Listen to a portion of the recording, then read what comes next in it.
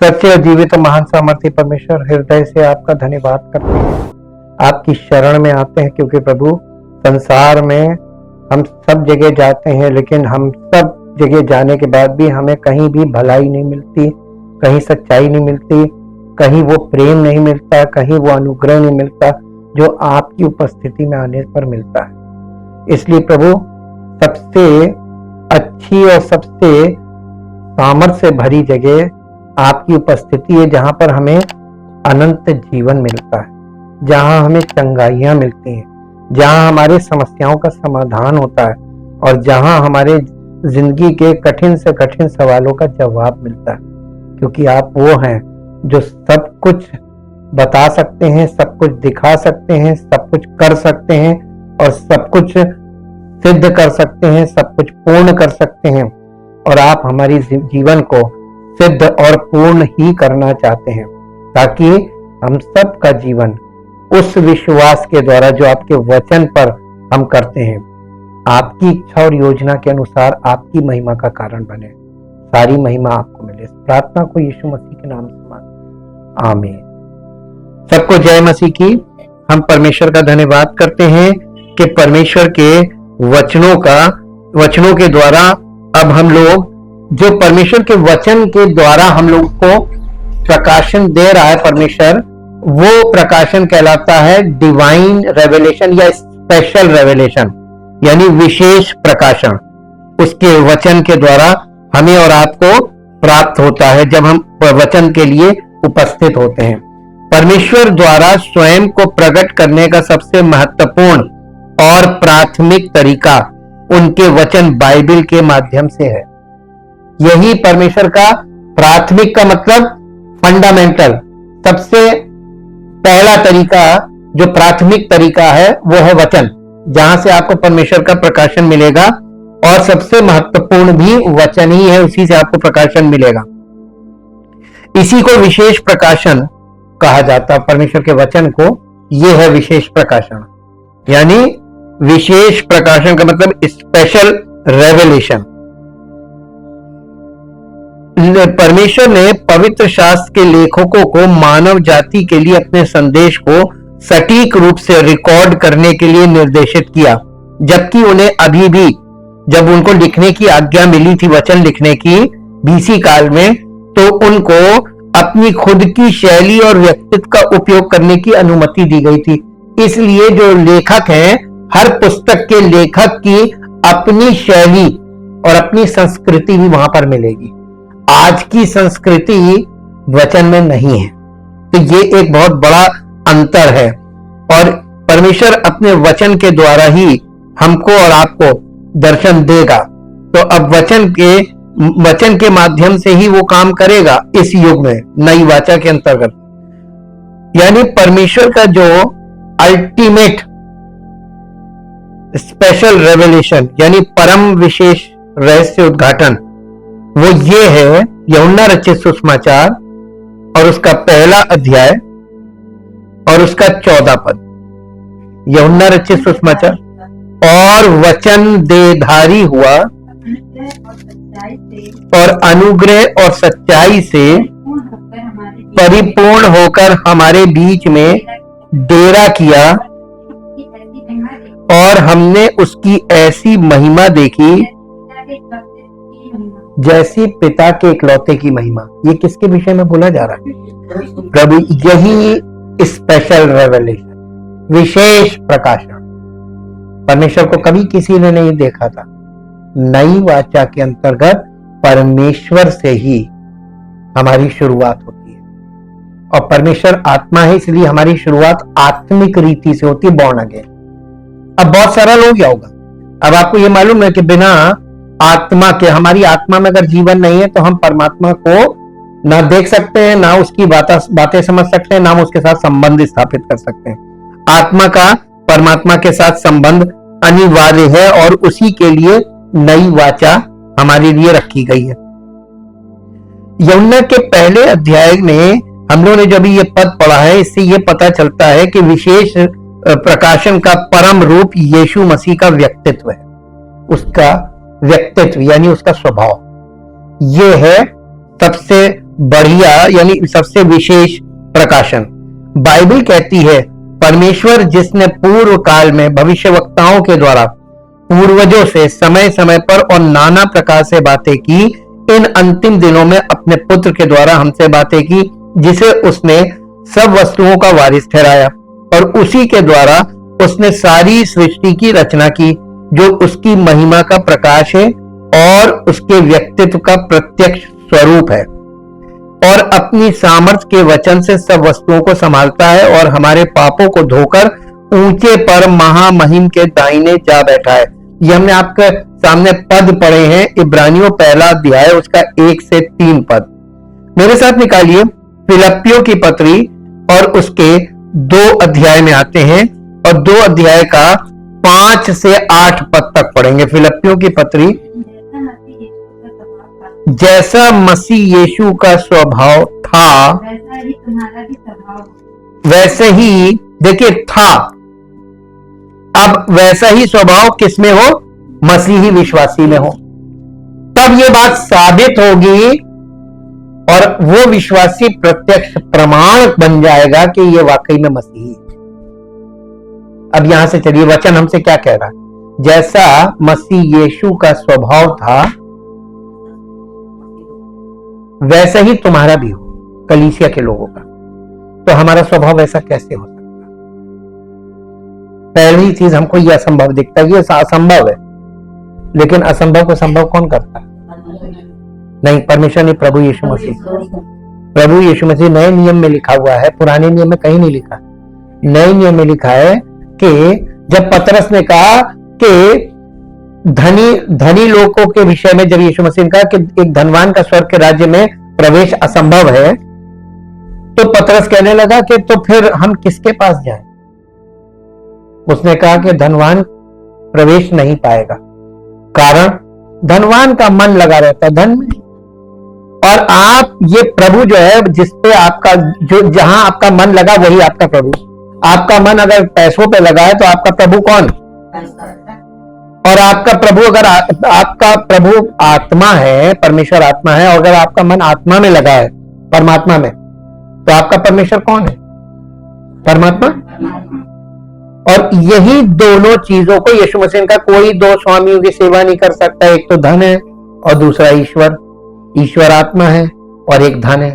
तो धन और ईश्वर, धन और ईश्वर, नए नियम में 2 ईश्वर, धन और ईश्वर। आपका मन कहां लगा? जल्दी से जवाब मत दीजिएगा। हाँ, बहुत जल्दी से कह देंगे हमारा मन तो प्रभु में लगा। हाँ, धन में ज्यादा लगा है और प्रभु में तो हम अभी हम लोग गोते खा रहे हैं। हाँ बिल्कुल। तो उसने कहा तो फिर किसका उद्धार हो सकता? तब यीशु मसीह ने कहा कि जो मनुष्यों के लिए असंभव है वो मेरे लिए या प्रभु के लिए संभव। तो असंभव को संभव प्रभु करता है। मनुष्यों के लिए ये संभव नहीं है कि वो प्रभु में मन लगाए। आप वचन में मन लगाइए। प्रभु तो आत्मा है ना, आप आत्मा में मन लगाएंगे क्योंकि आपको दिखाई नहीं देता, तो आप वचन में मन लगाइए। वचन तो दिखता है ना, वचन सुन भी सकते हैं, वचन देख भी सकते हैं। हम पढ़ते हैं तो वचन को देखते हैं और सुनते हैं, और सुनते हैं और देखते हैं, देखते हैं और सुनते हैं। ये देखना और सुनना, देखना, ये 2 इंद्रियों का इस्तेमाल आपको वचन देखना भी है और सुनना भी है, और सुनकर देखना है, देखकर सुनना। जब आप ये करने लगेंगे, ये एक एक्सरसाइज बता रहे हैं आपको 2 इंद्रियों की, सुनना और देखना, और देखकर सुनना, सुनकर देखना।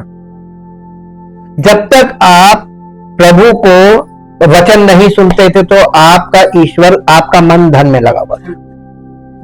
अब आपने वचन सुनना शुरू किया तो आपका मन धन से थोड़ा थोड़ा हटने लगा, और अब आपका मन प्रभु की तरफ। तो देखिए मन के मुड़ने की स्पीड कितनी धीमी हो। सालों लग जाएंगे आपको ये मोड़ने में। और लोग, ये पश्चाताप है। पश्चाताप का मतलब क्या है? मोड़ देना, 180 डिग्री टर्न। अब 180 डिग्री टर्न लेने में पता नहीं आपकी गाड़ी कब मुड़ेगी, लेकिन आशा है जितनी जल्दी मुड़ गई उतनी जल्दी आप आगे बढ़ जाए। ठीक, तो ये मुड़ने वाली बात है और यही पश्चाताप है। ये फिलिपियों 2 अध्याय में यीशु के हमारे परम विशेष प्रकाशन होने की एक और तस्वीर पेश करती है। जैसा मसीह यीशु का स्वभाव था वैसा ही तुम्हारा भी स्वभाव हो, जिसने ये फिलिपियों की कलीसिया को पत्र पौलुस लिख रहा पत्री, जिसने परमेश्वर के स्वरूप में होकर भी परमेश्वर के तुल्य होने को अपने वश में ना किया। परमेश्वर के स्वरूप में था, यानी परमेश्वर का ही रूप था यीशु मसीह, लेकिन उसने कभी भी किसी को यह नहीं दिखाया कि मैं परमेश्वर का बेटा हूं या मैं परमेश्वर हूं। ये वाली हनक कभी दिखाई दी?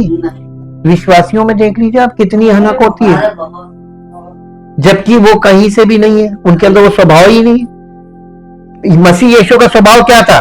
परमेश्वर के तुल्य होने पर भी उसने परमेश्वर के तुल्य होने को, इस चीज को देखिए, इसको आप बात को समझिए। आप अगर बहुत ऊंची पद पे चले गए, प्रधानमंत्री, मुख्यमंत्री, ये वाला पद मिल जाए आपको, तो आप अपने आप को ईश्वर से भी ऊपर समझने लगेंगे। मनुष्य पद पे आने के बाद फिर वो हवा में रहता, नीचे नहीं आता जी। और परमेश्वर का स्वरूप, उसका एकलौता पुत्र, कितना पावरफुल। स्वर्ग की सारी सेना उसके आगे दंडवत करे, स्वर्गदूत उसकी सेवा करें, और सारी पृथ्वी पर जहां पे वो हाथ रख दे वो उसका शासन सब जगह। उसने अपने चेलों से कहा, आसमान और जमीन का सारा अधिकार मुझे दिया, इसलिए तुम जाकर सारी जाति के या सारी राष्ट्रों के लोगों को चेला बनाओ। ये कब बोला? जब उसने सारा अधिकार अपने हाथ में ले लिया, और लेने के बाद उसने बोला तो आसमान और जमीन का अधिकार किसके पास है? प्रभु यीशु मसीह के पास। उसके विषय में आप ये प्रकाशन देखिए वचन में, जब आप पढ़ते हैं तो आपको ये प्रकाशन मिलना चाहिए कि प्रभु यार इतना सर्वोच्च, लेकिन वो अपने आप को इतना दीन कर दिया कि कॉमन मैन की तरह लोगों के बीच में थप्पड़ खा रहा, गालियां खा रहा, कितनी बेकदरी उसकी कर, लेकिन उसने कहीं भी एक बार भी किसी को ना तो श्राप दिया ना क्या। देखिए पतरस ने जब उसका कान काट दिया था सैनिक का, जब यीशु मसीह को गिरफ्तार करने आए थे, तो यीशु मसीह उस पर गुस्सा गया। यीशु मसीह कहने लगे क्या करते हो? तो तलवार चलाते हो, तलवार से नाश किए जाएंगे, और उठा के उसका कान जोड़ दिया। और पतरस से कहा कि तुम क्या समझते हो, यदि मैं पिता से एक बार कह दूं 72,000 फरिश्तों की फौज आ जाएगी। इतनी पावर थी, लेकिन आपने देखी उसने कहीं हनक दिखाई, अपने आप को दीन किया। तो अगर प्रभु हमारा दीन है, उसने अपने आप को दीन किया, सब कुछ उसके हाथ में था, सारे अधिकार उसके पास थे, उसके बाद उसने अपने आप को दीन किया, अधिकार का प्रयोग नहीं किया। प्रभु आज कलीसियाओं से यही बात कर रहा है। परमेश्वर अपनी आत्मा के द्वारा, वचन के द्वारा यह कहना मांग रहा है कि वरदानों के धुन में कलीसिया के लोग लगे हुए हैं। मुझे चंगा करने का वरदान मिल जाए, मुझे पावर्स मिल जाए, पावर्स मांग रहे हैं। ये पावर्स दे क्यों नहीं रहा? अरे वो अपने आप को हीरो बनाएंगे, चमका लेंगे। अरे फिर तो आप पूछिए नहीं, फिर प्रभु छोटा हो जाएगा, वो बड़े हो जाएंगे। इसीलिए आत्मिक वरदान दिए नहीं जाते हैं। आत्मिक वरदान आत्मिक फलों के द्वारा हमारे अंदर पैदा करके और विकसित किए जाते हैं। प्रभु ऊपर से वरदान नहीं देगा। उसने हमें एक वरदान दे दिया जिसके पास सारे वरदान है। नहीं, प्रभु यीशु मसीह तो हमें उद्धार दे रहा है, पर मसीह का जो पवित्र आत्मा है ये सारे वरदानों का आत्मा। मेरे साथ निकाल के पढ़ लीजिए, आपको पता चल जाएगा कि हम सही बोल रहे हैं कि गलत बोल रहे हैं। यहां पे कुछ लगा लीजिए, अभी लौटेंगे फिलिपियों पे। मेरे साथ निकालिए 1 कुरिन्थियों 12 अध्याय, 1 कुरिन्थियों 12 अध्याय, 12 अध्याय का 7 पद से पढ़िए। नहीं ना, 12। किंतु सबके लाभ पहुंचाने के लिए हर एक को आत्मा का प्रकाश दिया जाता है, रेवलेशन, प्रकाशन दिया जाता, प्रकाश दिया जाता है, क्योंकि एक को आत्मा के द्वारा बुद्धि की बातें दी जाती हैं और दूसरे को उसी आत्मा के द्वारा ज्ञान की बातें, किसी को उसी आत्मा से विश्वास, किसी को उसी एक आत्मा से चंगा करने का, किसी को उसी एक आत्मा से चंगा करने का वरदान दिया जाता है, किसी को सामर्थ्य के काम करने की शक्ति, किसी को सामर्थ्य के काम करने की शक्ति, और किसी को भविष्यवाणी की, और किसी को भविष्यवाणी की, किसी को आत्माओं की परख, और किसी को आत्माओं की परख, और किसी को उनके नहीं, किसी को अनेक प्रकार की भाषा, अनेक प्रकार की भाषा, और किसी को भाषाओं का अर्थ बताना। परंतु ये सब प्रभावशाली कार्य या पावरफुल कार्य वही एक आत्मा करता है, वही एक आत्मा कराता है, जो चाहता है, और जिसे जो चाहता है वो बांट देता है। तो वरदान किसके ऊपर निर्भर है? कौन सा वरदान? नहीं, पवित्र आत्मा के ऊपर। वो सारे वरदानों की आत्मा है। अब आपको जो वरदान की आवश्यकता होगी कलीसिया में, वो वरदान काम करने लगे सेवक के द्वारा, चाहे कोई भी हो सेवक। तो सेवक थोड़ी ना कर रहा, परमेश्वर की आत्मा की सामर्थ्य है, वो काम कर रही। तो कलीसिया में परमेश्वर की आत्मा की सामर्थ्य काम क्यों नहीं कर रही? क्योंकि सत्य नहीं है। वचन के द्वारा लोगों को सत्य नहीं बताया जा रहा। सब पावर के चक्कर में मुझे मिल जाए, मैं हीरो बन जाऊं, और हीरो बनने वाले को जीरो बनना पड़ेगा। जब जीरो बने, प्रभु यीशु मसीह को देखिए, प्रभु यीशु मसीह कैसे हीरो बना? परमेश्वर के तुल्य होने पर। वापस आ जाइए वहीं पे, वापस आ जाइए फिलिप्पियों पे। हाँ, जिसने परमेश्वर के स्वरूप में होकर भी परमेश्वर के तुल्य होने को अपने वश में रखने की वस्तु ना समझा, वरन अपने आप को ऐसा शून्य कर दिया और गुलाम। दास का मतलब है गुलाम। किसका गुलाम? परमेश्वर का गुलाम। बेटा नहीं है, अब वो गुलाम बन गया। बेटा स्वतंत्र होता है, अधिकार का इस्तेमाल करता है, बाप के सामने खड़ा हो जाता है, नहीं मैं ये चाहता हूं, मैं ये करना चाहता हूं, अपनी इच्छा प्रकट करता है। लेकिन ये एक ऐसा पुत्र है जिसने अपने पिता के आगे अपनी इच्छा को किनारे का, प्रभु मेरी नहीं तेरी इच्छा पूरी हो। ऐसा बेटा बनना है हमको परमेश्वर का। बन पाएंगे? कोशिश करेंगे। कोशिश नहीं करनी है, आपको समर्पण करना है। बना तो वो देगा, बना तो वो देगा, हमको समर्पण करना। अब कोई कहे कि नहीं बन सकते, आप समर्पण नहीं कर चाह रहे, बन सब सकते हैं, सब बन सकते हैं। कोई चीज ऐसी नहीं जो हम नहीं कर सकते। नई वाचा के अंतर्गत कुछ भी ऐसा नहीं है जो हम करना नहीं चाहते, ये अलग बात। हमारी शारीरिक जीवन हम पर हावी है, शारीरिक इच्छाएं हम पर हावी है, अभिलाषाएं हम पर हावी है, इसलिए हम अपनी अभिलाषाओं के कंट्रोल में, इसलिए हम नहीं कर सकते। वरना कुछ ऐसा नहीं है जो हम नहीं कर सकते, सब कर सकते हैं। बच्चे की नहीं बनना यानी अपने आप को बड़ा बनाना, अपने आप को ऊंचा करना, बड़ी बड़ी बातें करना, मैं ये कर सकता हूं, मैं ये कर सकता हूं, मैं यहां जा सकता हूं, मैं ये तीर तलवार चला सकता हूं, तोप चला सकता हूं। ये आपको प्रभु के आगे कहना, प्रभु मैं कुछ नहीं, किसी लायक नहीं। अपने आप को तुच्छ और शून्य कर पाएंगे? शून्य करना बहुत सरल है। आप वचन को जितनी बार सुनते हैं, आपको अपने आप को एक अंश नीचे करना है। प्रभु हमें मालूम हो गया, हम बहुत बड़े बड़े बोल बोलेंगे, हम बहुत। अब देखिए विश्वासी लोग आज कैसी बातें कर रहे हैं। लोग जाते हैं दूसरों को बताने, अरे आप कलीसिया में आइए, हम प्रार्थना करें। प्रभु ने, ये तो घमंड हो गया। अब यीशु मसीह का स्वभाव देखिए, उसने अपने परमेश्वर के तुल्य होने पर भी, वो तो परमेश्वर का पुत्र था और परमेश्वर की आत्मा के द्वारा उत्पन्न हुआ, योजना के अंतर्गत उत्पन्न हुआ, भविष्यवाणियों के अनुसार उत्पन्न हुआ, सिद्ध परमेश्वर का सिद्ध पुत्र, निष्पाप था। उसने कहां अपनी इच्छा प्रकट की कि मैं ये करना चाहता हूं, और इतना अधीन कर दिया कि पिता की इच्छा मेरे जीवन से पूरी हो, चाहे मुझे मरना पड़े। अब वो भी ऐसी वैसी मौत नहीं, निर्दय पूर्ण हत्या, बर्बरता वाली हत्या, भयानक तरीके से। इसीलिए लिखा, और दास का स्वरूप धारण किया और मनुष्य की समानता में हो गया। ये बहुत बड़ी बात, परमेश्वर का अवतार लेकर आया मानव देह में।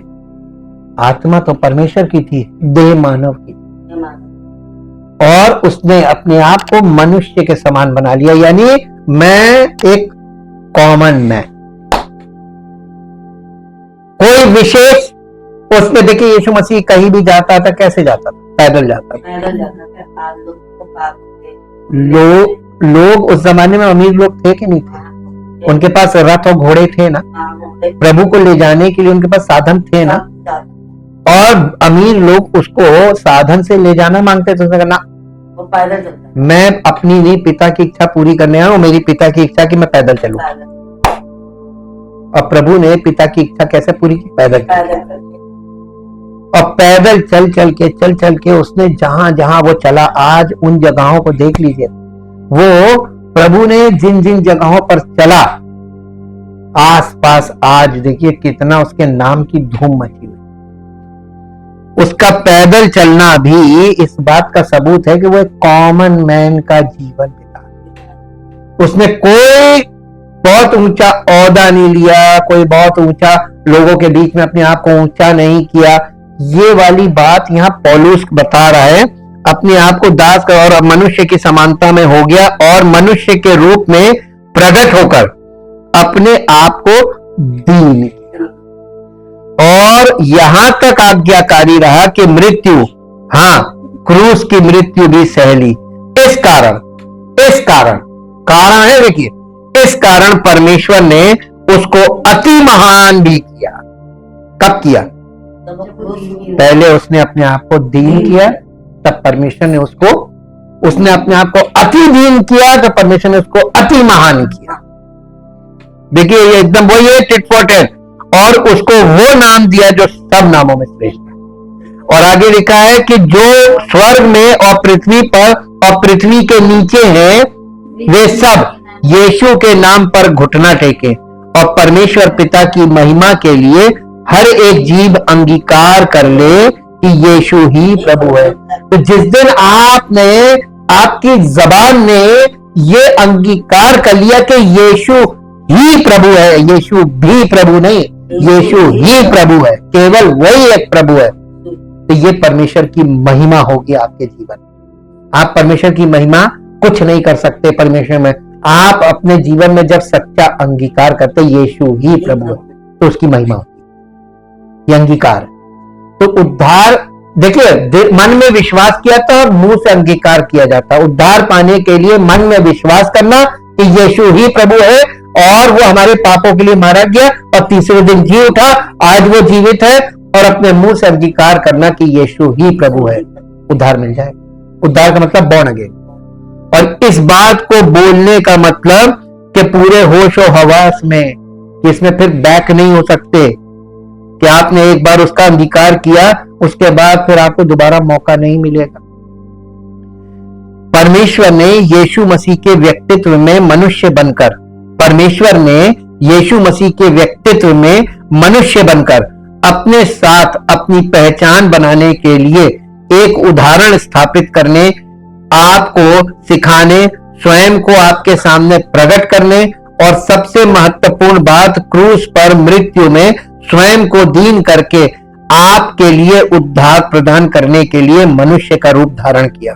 इस प्रकार यीशु मसीह परमेश्वर की ओर से परम विशेष प्रकाशन है। आज सबसे स्पेशल जो रेवलेशन है या विशेष प्रकाशन है, वो है प्रभु यीशु मसीह, क्रूसीफिक्शन। परमेश्वर का प्रेम भी मिलेगा इसमें, यीशु मसीह का अनुग्रह भी मिलेगा, और जिस पर ये दोनों चीजें मिल गई, जिसे उसको पवित्र आत्मा की फेलोशिप मिलेगी, सहभागिता। अब दृष्टि, नीति वचन 29 अध्याय, नीति वचन 29 अध्याय, 29 अध्याय का 18 पद। जहां दर्शन की बात नहीं होती वहाँ लोग निरंकुश हो जाते हैं। वहां लोग निरंकुश हो जाते हैं, व्यवस्था को मानता है और जो व्यवस्था को मानता है वो धन्य होता है। नीति वचन में जहां दर्शन नहीं होता वहां लोग नाश हो जाते हैं, परंतु जो व्यवस्था को मानता है वो धन्य है। अब मरियम वेबस्टर्स डिक्शनरी एक आती है, उसके अनुसार दृष्टि देखने की क्रिया या शक्ति है। ये किसी सपने, समाधि या परमानंद में देखी गई किसी चीज को भी संदर्भित कर सकता है, विशेष रूप से एक अलौकिक उपस्थिति जो रहस्य उद्घाटन को व्यक्त करती है। इसके अतिरिक्त ये कल्पना द्वारा निर्मित किसी विचार, अवधारणा या वस्तु को संदर्भित कर सकता है, और किसी अमूर्त चीज की इंद्रियों के लिए अभिव्यक्ति हो सकती है।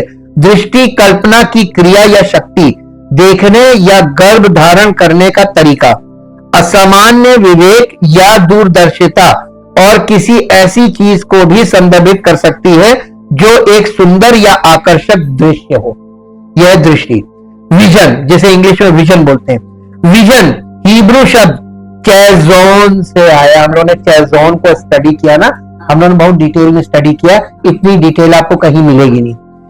विजन या दृष्टि हिब्रू शब्द चैजोन से आया है, और इसको हम लोग देखते हैं तो इसमें इसको इस प्रकार परिभाषित किया गया है। नंबर 1, इसका मतलब दृष्टि या विजन होता है। नंबर 2, इसका मतलब होता है विजन या दृष्टि या परमानंद की स्थिति में, यानी इतना आनंद से आप भर गए, आपको कुछ नहीं दिख रहा, आपको प्रभु की उपस्थिति, उसका प्रकाश दिख रहा, इतना आनंद से भर गए। ये परमानंद की एक दशा, एक मेंटल स्टेट है। उसके बाद है विजन रात में, यानी दर्शन रात में जो देखा जाता है। और फिर विजन ऑरिकल या भविष्यवाणी, दिव्य संचार, ये भी एक विजन है। जब परमेश्वर वहां पे पुराने नियम में निर्गमन 19 अध्याय में जब परमेश्वर अपनी उपस्थिति के साथ उपस्थित हुआ, तो वहां पर सारे यहूदी लोग खड़े थे, इजरायली लोग, और परमेश्वर ने 10 आज्ञाएं वहां पर बोली थी, उसको ओरेकल्स ऑफ गॉड बोलते हैं। परमेश्वर ने अपनी वाणी से उनको 10 आज्ञाएं सुनाई थी। यह भी एक दर्शन, जिसे देखकर वो लोग डर गए, सुनकर और देखकर डर गए थे। वहां सुनना भी था और देखना भी था। ये इसीलिए कम्युनिकेशन को दिखाता है, परमेश्वर की भविष्यवाणी या ओरेकल या उसकी आज्ञाएं या दिव्य संचार। विजन दिव्य रहस्य उद्घाटन का एक दृश्य रूप है जिसमें सपने शामिल हैं, और इसमें अक्सर उनकी व्याख्या के साथ प्रतीकात्मक छवियां शामिल होती हैं। विजन एक सपने में, एक ट्रांस में या परमानंद की स्थिति में देखी गई कोई चीज है। यह प्राप्त करने के लिए एक विचार, एक लक्ष्य को दर्शा सकता है, और एक अलौकिक उपस्थिति के रूप में भी प्रकट हो सकता है जो एक रहस्य उद्घाटन को व्यक्त करता है। एक विजन आध्यात्मिक दुनिया से संचार के साधन के रूप में या अलौकिक के अनुभव के रूप में भी काम कर सकता है। यह ध्यान रखना महत्वपूर्ण है कि विजन को विभिन्न स्रोतों से प्राप्त या उत्पन्न किया जा सकता है। अब बहुत होशियार हो जाइए, ये दर्शन या प्रकाशन ये विभिन्न स्रोतों से, इसके बहुत से सोर्सेज हैं, बहुत स्रोत हैं। किस स्रोत से आपको प्राप्त हो रहा है ये बहुत मायने रखता है। इन स्रोतों में शरीर से भी आपको दर्शन मिल सकता है, शारीरिक दर्शन। सरकार हमारे सामने 5 साल का एक विजन रखती है कि हम ये करेंगे, ये करेंगे, ये करेंगे, और सबकी उन्नति के लिए हम ये काम करेंगे। ये एक दर्शन है, फिजिकल, ठीक, शरीर के द्वारा भी है, ये इसका सोर्स है।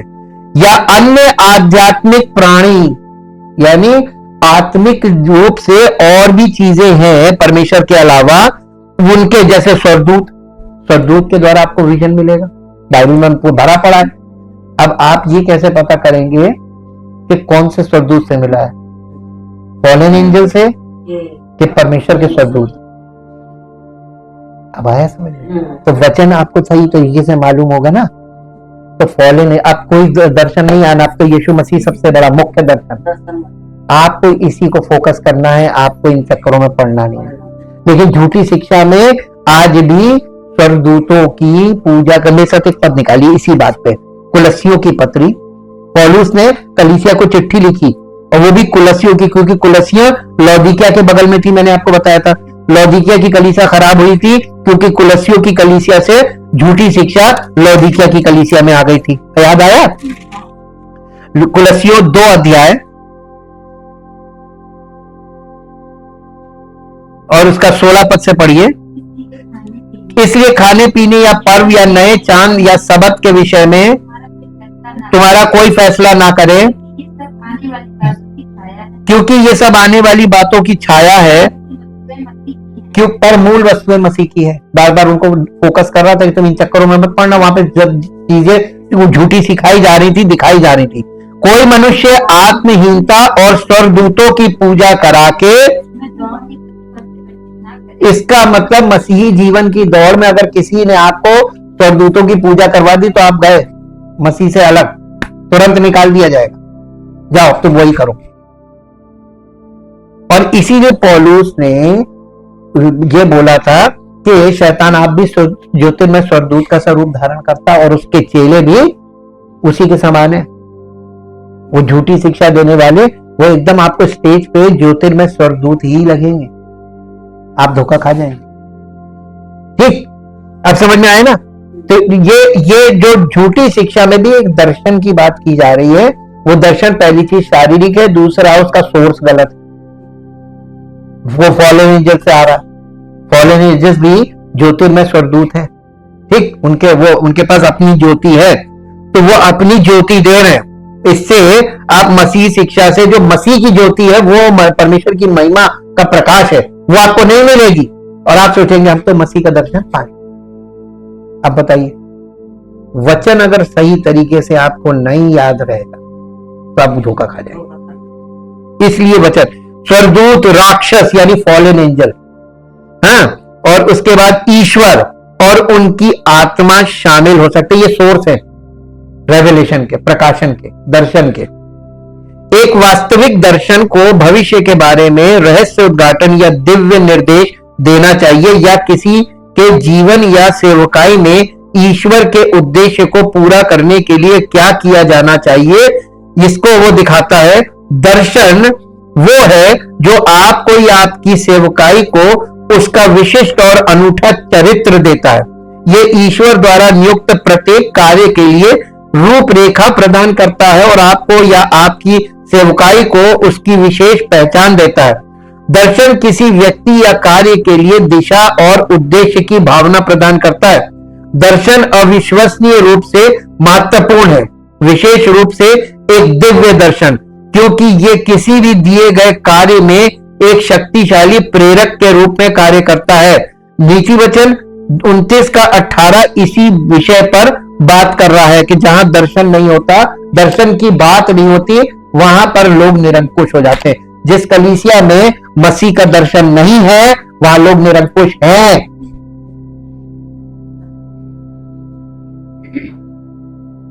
दर्शन किसका है वो लेके खड़े। आमोस की पुस्तक निकालिए, आमोस की पुस्तक, आमोस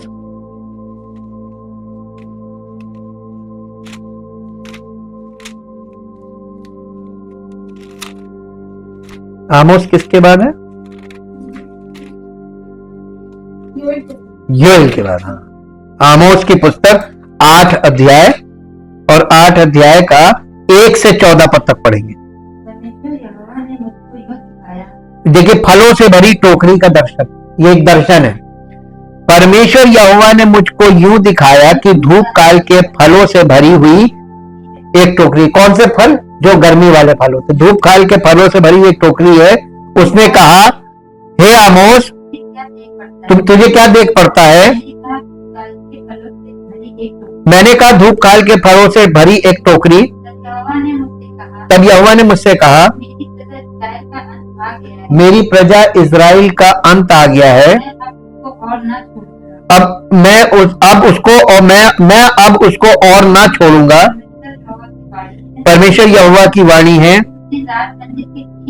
हाहाकार में बदल जाएंगे। उस दिन राज मंदिर के गीत हाहाकार में बदल जाएंगे का बड़ा और शवों का बड़ा ढेर लगेगा स्थानों में भी जा फेंक दिए जाएंगे। और सब स्थानों में वे चुपचाप फेंक दिए जाएंगे। फिर उसके बाद इजराइल का पतन, यही दिखाया था आमोस को। परमेश्वर कैसे दिखाता था चीजें। अब यहां लिखा है, ये सुनो, तुम जो दरिद्रों को निगलना और देश के नम्र लोगों को नष्ट करना चाहते हो, जो कहते हो नया चांद कब बीतेगा कि हम अन्न बेच सके, विश्राम दिन कब बीतेगा कि हम अन्न के खत्ते खोलकर ऐसा को छोटा और शेकेल को भारी कर दें, एपा को छोटा और शेकेल को भारी कर दें और छल से दाढ़ी मारे। दाढ़ी मारे, दाढ़ी मारे ये बहुत पुरानी चीज है।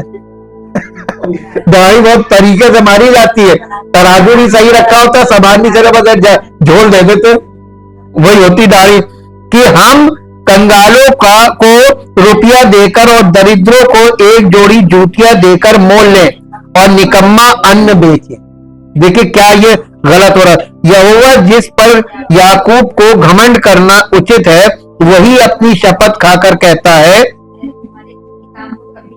मैं तुम्हारे किसी काम को कभी ना भूलूंगा। क्या इस कारण भूमि ना कांपेगी?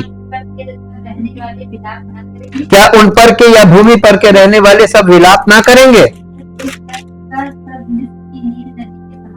ये देश सबका सब मिस्र की नील नदी के साथ। मिस्र की नील नदी का यहाँ पर मतलब मालूम है?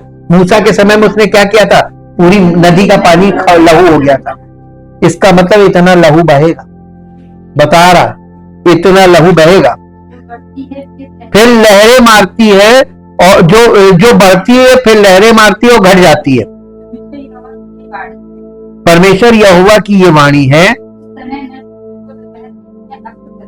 उस समय मैं सूर्य को दोपहर के समय अस्त करूंगा और इस देश को दिन दोपहरी अंधियारा कर दूंगा। मैं तुम्हारे पर्वों के उत्सव को दूर करके विलाप करवाऊंगा और तुम्हारे सब गीतों को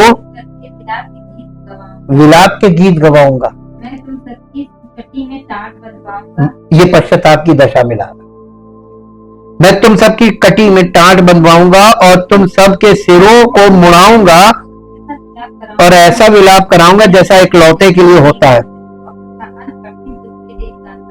उसका अंत कठिन, ये अंत की भविष्यवाणी है, and time, second coming. Israel के साथ ये करेगा परमेश्वर।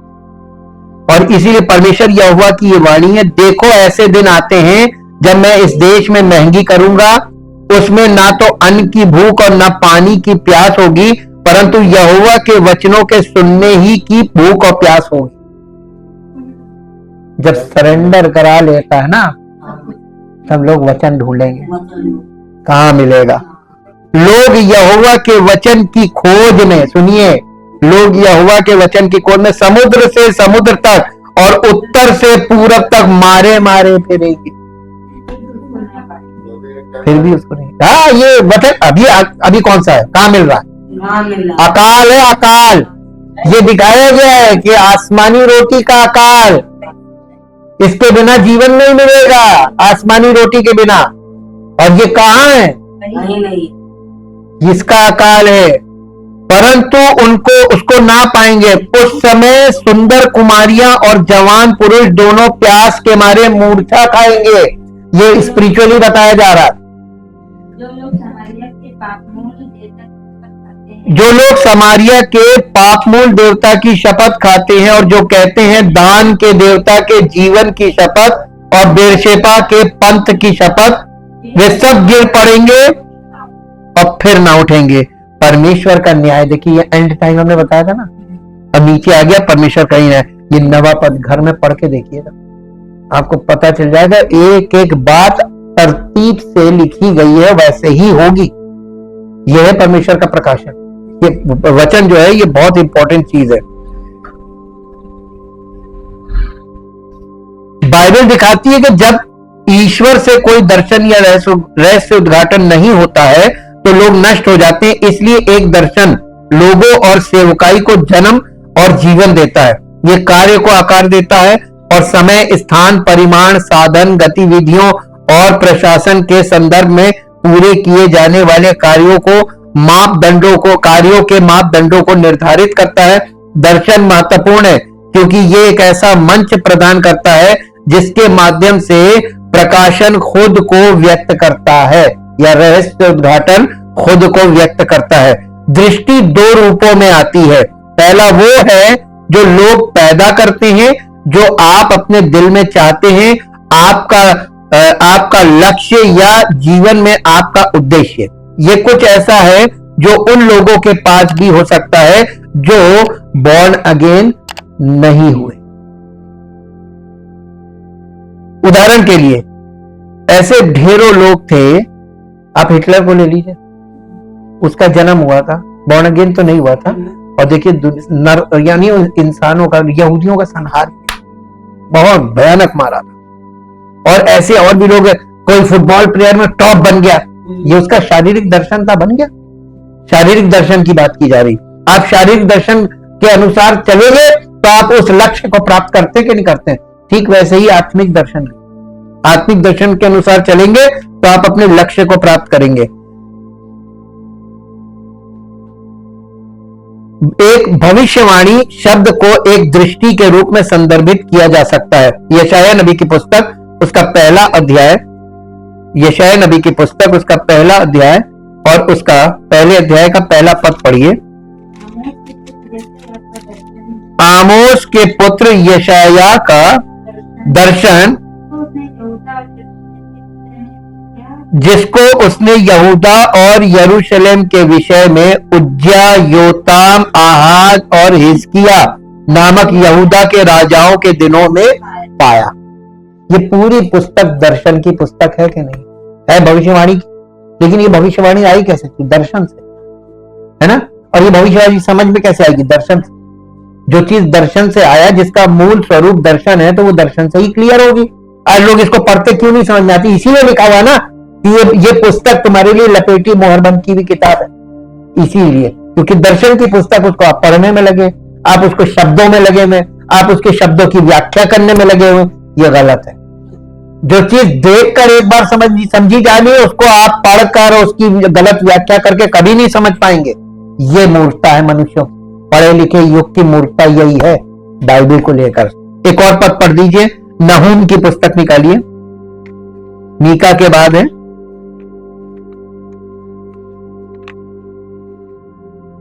योना, मीका, नहूम ना। नहूम की पुस्तक का पहला अध्याय और उसका पहला पद। नीनवे के विषय में भारी वचन,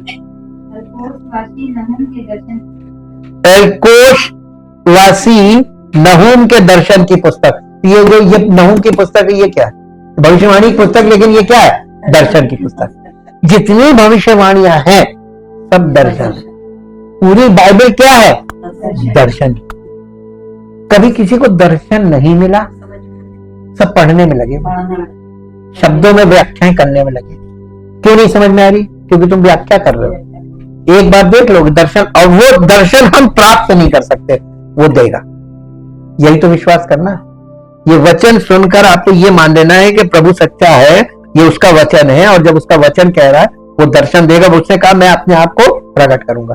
परमेश्वर, ये पुत्र को कोई नहीं जानता, केवल पिता, और पिता को कोई नहीं जानता, केवल पुत्र, और वो जिस पर प्रभु यीशु मसीह प्रकट करे। और पिता पुत्र दोनों एक ही है। ठीक, एक बार में प्रकट। देखिए पतरस ने कैसे पहचाना? तू जीवते परमेश्वर का पुत्र। यीशु मसीह ने कहा ये बात तुझे कुछ किसी ने नहीं बताई, यानी किसी मनुष्य ने नहीं बताई, मेरे पिता ने जो स्वर्ग में तुझका प्रकटीकरण इसी को बोलते हैं।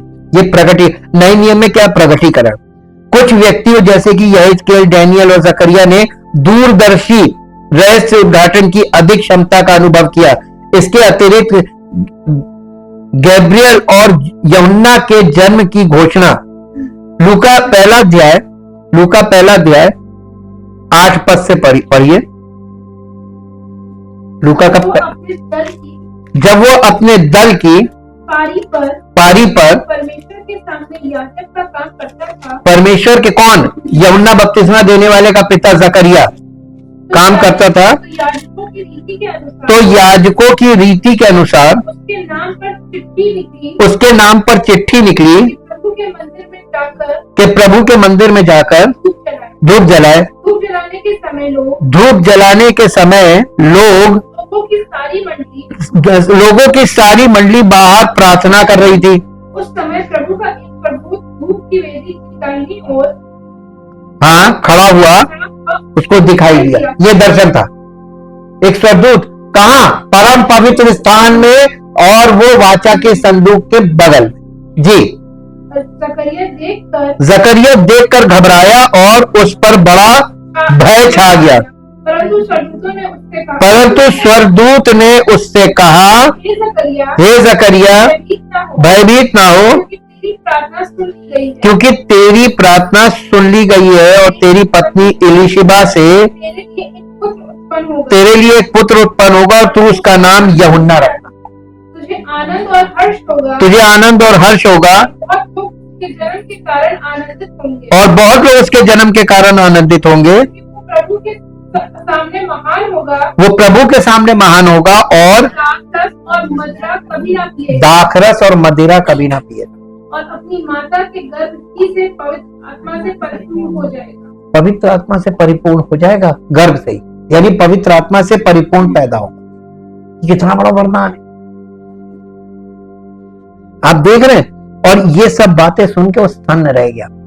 और इजराइलियों में से बहुतेरों को उनके प्रभु परमेश्वर की ओर फिरेगा। लेकिन इतना कड़वा बोलता, हे सांप के बच्चों, है ना, लिखा है इजराइलियों को, इजराइलियों के लिए। तो ये यूहन्ना बपतिस्मा देने वाला किनके लिए आया था? इजराइलियों के लिए। अब आपको एक बात बताएं, हमने आपको बताया था कि पहला भविष्यवक्ता, बाइबल में पहला भविष्यवक्ता सैमुएल था और आखिरी यूहन्ना बपतिस्मा देने वाला। इस बात को भी कंफर्म कर लीजिए। मेरे साथ निकालिए प्रेरितों के काम, प्रेरितों के काम की पुस्तक, प्रेरितों के काम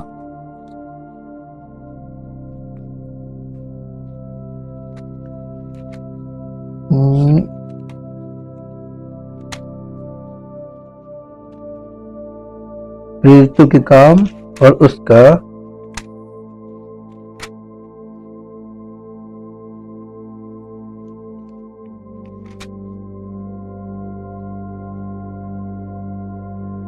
एक मिनट, प्रेरितों के काम, प्रेरितों के काम और उसका 13 अध्याय निकालिए, 45 और 46 पद पढ़िए। इसलिए उसने एक और भजन में भी कहा है, हाँ, तू अपने पवित्र जन को सड़ने ना दे। हाँ, क्योंकि दाऊद तो परमेश्वर की इच्छा के अनुसार हाँ, अपने समय में सेवा करके सो गया, हाँ, और अपने बाप दादों में जा मिला, हाँ, सड़ भी गया। परंतु जिसको परमेश्वर ने जलाया, हाँ, वो सड़ने नहीं पाया। हाँ, इसलिए हे भाइयों, जान लो कि किसी के द्वारा हाँ, पापों की क्षमा का समाचार तुम्हें दिया जाता है, और जिन बातों में तुम मूसा की व्यवस्था के द्वारा हाँ, निर्दोष नहीं ठहर सकते, हाँ, उन्हीं सब में हर एक विश्वास करने वाला उसके द्वारा निर्दोष करता है। जी। अब एक मिनट, अब प्रेरितों के काम 3 अध्याय भी निकालिए, 3 अध्याय, 3 अध्याय का 24 और 25 पद पढ़ दीजिए। और सैमुएल से लेकर उसके बाद वालों तक जितने भविष्यवक्ता बोले, किन दिनों का? प्रभु यीशु यानी कलीसिया का। पेंतेकुस्त से क्या चीज पैदा हुई थी? कलीसिया। तो इन लोगों के ये सारे भविष्यवक्ताओं की पुस्तकों में किसका वर्णन है? कलीसिया और प्रभु का। ये प्रभु की देह हो, और इसी विषय में सारी भविष्यवाणियां। आज आप कौन सी व्याख्या सुन रहे हैं लोगों से, प्रचारकों से? यीशु मसीह के विषय में सुन रहे हैं या फर्जी? सब अपना अपना टॉपिक लेकर एक मसालेदार मैसेज बना के लोगों को आकर्षित कर रहे हैं और लोगों को ये विश्वास दिलाने की कोशिश कर रहे हैं अगर वो उनके मत में आ जाएं, उनकी संस्था के सदस्य बन जाएं, तो प्रभु उनके जीवन में सब कुछ पूरा कर देगा। ये मैसेज दिया जा रहा है, प्रभु का मैसेज तो नहीं है। अपने मत की सेवा कर रहे हैं कि नहीं कर रहे हैं, जिसे यीशु मसीह ने भी कहा था, यहूदी भी यही कर रहे थे। उसने कहा तुम अपने मत में लाने को, एक व्यक्ति को अपने मत में लाने के लिए जल और थल में फिरते हो, और जब वो तुम्हारे मत में आ जाता अपने से दूना नारकी बना। यही काम सेम चल रहा है कि नहीं चल रहा है? ये वचन हमको क्या दिखा रहा है और क्या समझा रहा है? ये परमेश्वर की इच्छा और योजना को हमें बता रहा है, और जो आज नहीं देखने को मिल रही। और यीशु के बारे में मरियम को इसने घोषणा दी। लूका रचित सुसमाचार उसका पहला अध्याय उसका 26 पद से पढ़िए। छठवें महीने में परमेश्वर की ओर से जिब्राइल स्वर्गदूत गलील के नासरत नगर में एक कुंवारी के पास भेजा गया, जिसकी मंगनी यूसुफ नामक दाऊद के घराने के एक पुरुष से हुई थी। उस कुंवारी का नाम मरियम था। स्वर्गदूत ने उसके पास भीतर आकर कहा, आनंद और जय तेरी हो, जिस पर ईश्वर का अनुग्रह हुआ है, प्रभु तेरे साथ है। वो उस वचन से बहुत घबरा गई और सोचने लगी कि ये किस प्रकार का अभिवादन है। स्वर्गदूत ने उससे कहा, हे मरियम, भयभीत ना हो, क्योंकि परमेश्वर का अनुग्रह तुझ पर हुआ है। देख तू गर्भवती होगी, एक पुत्र उत्पन्न होगा, तू उसका नाम यीशु रखना। वो महान होगा, परम प्रधान का पुत्र कहलाएगा, और प्रभु परमेश्वर उसके पिता दाऊद का सिंहासन उसको देगा, और वो याकूब के घराने पर सदा राज्य करेगा, और उसके राज्य का अंत ना होगा। मरियम ने स्वर्गदूत से कहा, ये कैसे होगा, मैं तो पुरुष को जानती ही नहीं, क्योंकि इसकी मंगनी हुई थी, विवाह थोड़ी ना हुआ था। स्वर्गदूत ने उसको उत्तर दिया, पवित्र आत्मा तुझ पर, पवित्र आत्मा, कि या तो पवित्र आत्मा को बुला लेना। हाँ, पवित्र आत्मा अपनी इच्छा से उतरेगा ना, परमेश्वर की ओर से उतरेगा। आज कलीसिया के लोग क्या कहते हैं, पवित्र आत्मा आजा, पवित्र आत्मा आपके बुलाने से आ जाएगा। प्रभु यीशु मसीह ने अपने चेलों से कहा था, पिता से विनती करूंगा, वो तुम्हें एक और सहायक देगा, अर्थात सत्य का आत्मा, और वो तुमको सब कुछ सिखाएगा। और आएगा किसकी मर्जी से? पिता की मर्जी से, और वो भी यीशु मसीह के रिकमेंडेशन के बाद। यही तो उसने बोला था, कोई पिता को नहीं जानता, कोई पुत्र को नहीं जानता, केवल वो जिस पर पुत्र प्रकट करना चाहे। ये प्रगटीकरण की ही बात कर रहा था। पवित्र आत्मा का उतरना, परमेश्वर का प्रगटीकरण व्यक्तिगत रूप से चाहिए आपको। यहां पर उसने बोला कि देख, पवित्र आत्मा तुझ पर उतरेगा, और परम प्रधान की सामर्थ तुझ पर छाया करेगी। इसलिए वो पवित्र जो उत्पन्न होने वाला है, परमेश्वर का पुत्र कहलाएगा। और आप जब बॉर्न अगेन होते हैं, पवित्र आत्मा जब आप पर उतरता है, परमेश्वर की ओर से वरदान है, गिफ्ट है, तो आप परमेश्वर की संतान कहलाते हैं कि नहीं? आपके अंदर वही स्वभाव होना चाहिए जो परमेश्वर के पुत्र में था। अब समझ में आ रहा है ना? तो कलीसिया में क्या पवित्र आत्मा काम करेगा? यही काम करेगा, बॉर्न अगेन लोगों को परमेश्वर की संतान बनाएगा। ये परमेश्वर के पुत्र का स्वभाव हमारे अंदर उत्पन्न करेगा।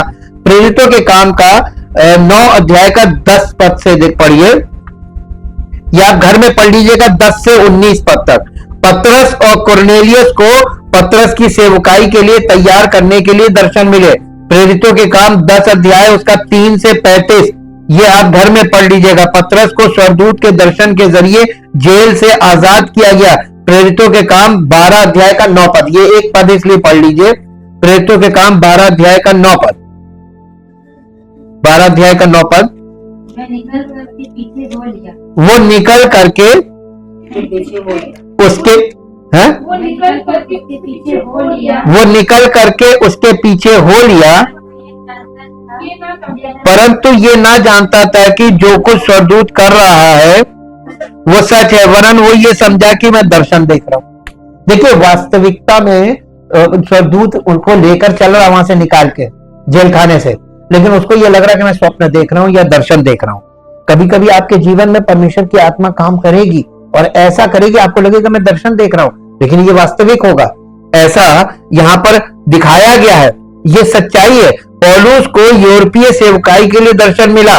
प्रेरितों के काम के 16 अध्याय का 9 पद, 16 अध्याय का 9 पद देखिए। वहाँ पौलुस ने रात को एक दर्शन देखा वहां पौलुस ने रात को एक दर्शन देखा कि एक मकदूनी पुरुष खड़ा हुआ, कि एक मकीदुनी पुरुष खड़ा हुआ उससे विनती करके कह रहा है, पार उतर कर मकीदुनिया में आ और हमारी सहायता, काहे की सहायता कर, हमारी सहायता कर प्रभु के वचन के लिए। लोग वचन के भूखे प्यासे थे और दूर दूर तक चर्चा हो रही थी, और जहां जहां चर्चा हो रही थी उनको पवित्र आत्मा दर्शन के द्वारा लेके जा रहा था। ये सच्चे सेवक थे, ये प्रेरित थे। और आज यदि कोई सच्चा सेवक या प्रेरित है तो प्रभु का आत्मा वैसे ही काम करेगा जैसे यहाँ पे करता आप देख रहे हैं।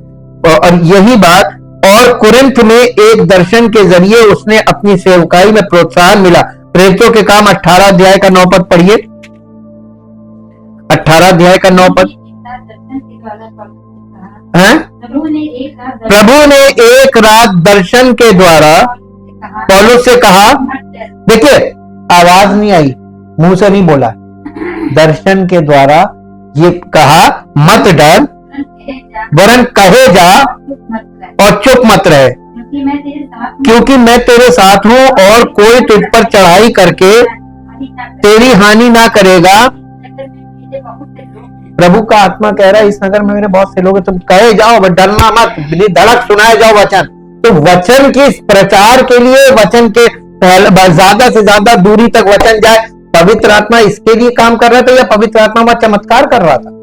आजकल के लोग देखिए कैसा दर्शन लेके खड़े हैं, केवल लोगों को कहते हैं चमत्कार चमत्कार चमत्कार। चमत्कार तो शैतान कर रहा है।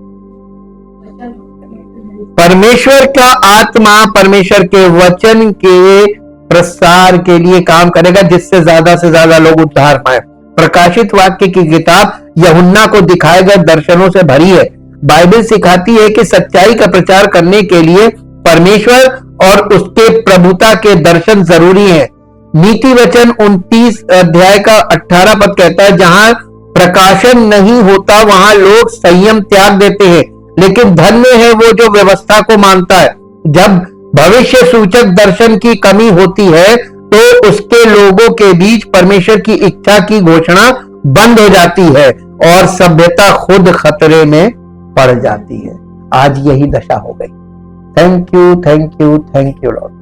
सच्चे जीवित महान समर्थी परमेश्वर, आपके पवित्र वचनों के लिए, जो पवित्र आत्मा, जो सत्य का आत्मा है, और आपके आपके पवित्र वचन जो सत्य वचन है, इनको हमारे हृदय में प्रकाशित करता है।